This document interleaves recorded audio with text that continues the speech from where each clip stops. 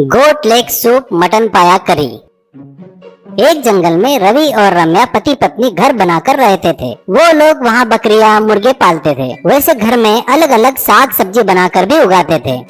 रवि उन सब्जियों को अंडों को गांव में ले जाकर बेचता था, पैसे कमाता था। रम्या बहुत ही स्वादिष्ट खाना बनाती थी। वो रोज रवि के पसंद का खाना बनाती, फिर दोनों मिलकर खाते थे। उस जंगल में वे लोग बड़े आराम से और शांति से रहते थे।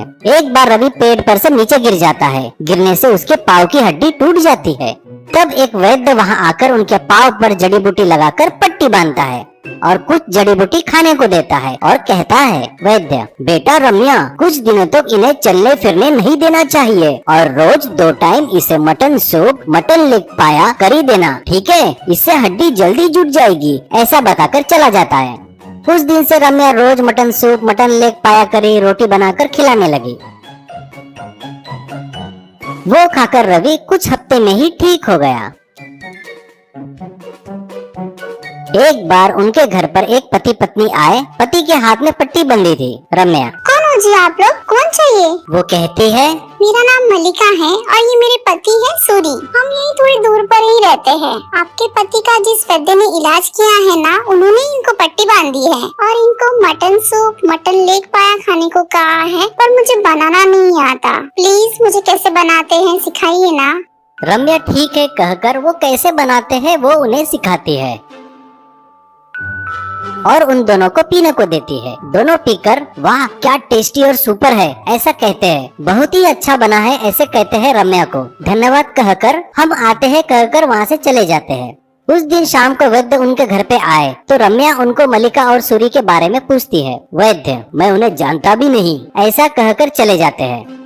अगले दिन वो फिर पति पत्नी उनके घर आते हैं और फिर से हमें मटन सूप मटन पाया करी बनाकर देने को कहते हैं। रवि, आप लोग कौन है और झूठ बोलकर यहाँ फिर से आए? कल बताए ना आपको कैसे बनाया है। जाओ आप लोग ही बना लो, फिर से क्यों आए हो यहाँ पर? तभी मल्लिका कहती है, कल आपने सुना नहीं शायद, हम कल फिर आएंगे कहा था आपसे, इसलिए फिर से आए हैं। पहले जल्दी से सूप बनाकर दो कहती है। रम्या को गुस्सा आता है और वो कहती है, एक बार बोले तो समझ नहीं आता क्या? सूप वगैरह कुछ भी नहीं मिलेगा, निकलो यहाँ से। ये सुन दोनों राक्षस जैसे बन जाते हैं। लेडी राक्षस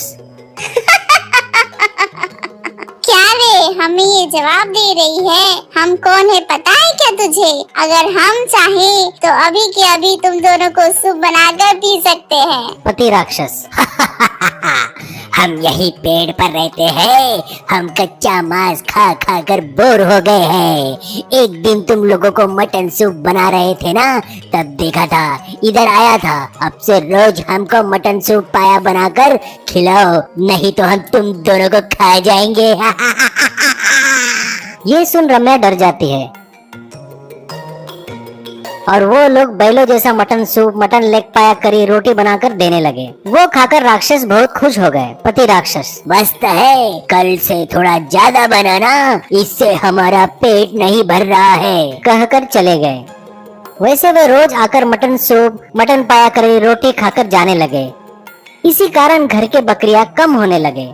ऐसे ही एक दिन वैद्य उनके घर आते हैं। तब वो उस वैद्य को उन राक्षसों के बारे में बताते हैं। ये सुन वैद्य जी एक पुड़ी निकाल कर देते हैं और कहते हैं, इस पाउडर को उस पाया सूप में डालकर उन्हें देना और वो तुम्हें मारने आए तो नींबू उन पर फेंकना, कहकर वहाँ से चला जाता है।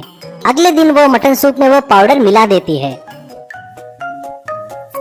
राक्षस वहाँ आके सूप पीते हैं। अजब गजब तरीके से हरकतें करने लगते हैं, चिल्लाने लगते हैं। पति राक्षस, अरे बाप रे, ये पेट में दर्द हो रहा है, ये लोग पाया में कुछ मिलाए हैं, अरे बाप रे, चिल्लाते हुए रम्या और रवि को मारने आते हैं। ये देख रवि वैद्य ने दिया हुआ नींबू उन पर फेंकता है। बस नींबू राक्षसों को लगे वैसा ही जलकर गायब हो गए।